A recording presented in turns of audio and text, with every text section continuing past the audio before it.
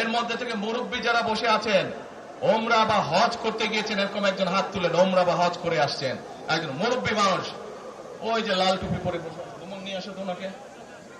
আপনি আসেন দেখি সামনে, সামনে আসেন, আমার কাছে আসেন। কি নাম আপনার? ওই এইদিকে বলেন। বাড়ি কই? সুনামগঞ্জ। বাড়ি সুনামগঞ্জ। সুনামগঞ্জ কোথায়? শান্তিগঞ্জ। এই সুনামগঞ্জের মানুষ আছে এখানে? এই লোক আপনাদের মানুষ? আচ্ছা, এখন বলেন, কবে গেছিলেন আপনি? হজ না উমরায় গেছিলেন? উমরাতে গেছি 16তে, হজে গেছি 17। উমরাতে গেছেন 16তে, হজে গেছেন 17। এখন আমাকে বলেন, আপনি তো উমরা হজ করে আসছেন, যে মাকে এসে মাইকের সামনে দাঁড়ান। আপনি কাবা শরীফে গেছেন, কাবা শরীফের মালিক কে? আল্লাহ। জোরে বলেন। আল্লাহ। কাবা শরীফের মালিক কে? আল্লাহ। আল্লাহ। আমরা মুসলমান সবাই, এই দিন দুনিয়ার আমরা যে এই পৃথিবী দেখি, এই পৃথিবীর মালিক কে? আল্লাহ। এই সূর্য নক্ষত্র যা দেখি তার মালিক কে? আল্লাহ। বেহেশতের মালিক কে? আল্লাহ। দোজখের মালিক কে? আল্লাহ। আচ্ছা, দাঁড়ান, আপনি বসেন।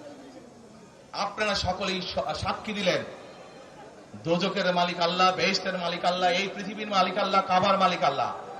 আরে ভাই, যেটার মালিক আল্লাহ, সেটা কি অন্য কেউ দেওয়ার ক্ষমতা রাখে?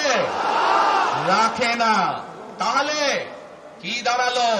নির্বাচনের আগেই একটি দল এই দিব ওই দিব বলছে, টিকিট দিব বলছে না?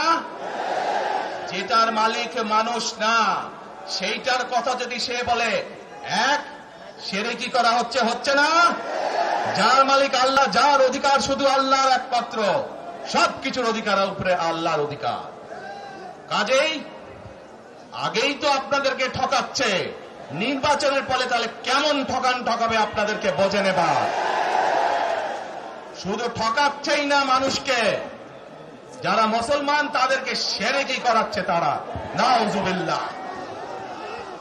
প্রিয় ভাই বোনেরা, কেউ কেউ বলে অমুককে দেখেছে, তমুককে দেখেছে, এবার একে দেখেন।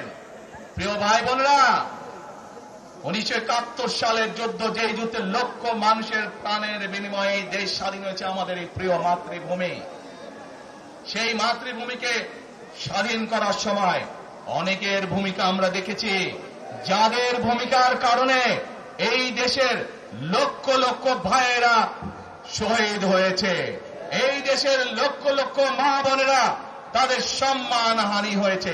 কাজে তাদেরকে তো বাংলাদেশের মানুষের মধ্যে দেখেই নিয়েছে। এখন প্রিয় ভাই বোনেরা, এই কুফরির বিরুদ্ধে, এই হঠকারিতার বিরুদ্ধে, এই মিথ্যার বিরুদ্ধে আমাদেরকে ঐক্যবদ্ধ হতে হবে। আমাদেরকে ওই যে টেক ব্যাক বাংলাদেশে থাকতে হবে। আমরা দেশকে স্বৈরাচার থেকে মুক্ত করেছি, এখন মানুষের অধিকারকে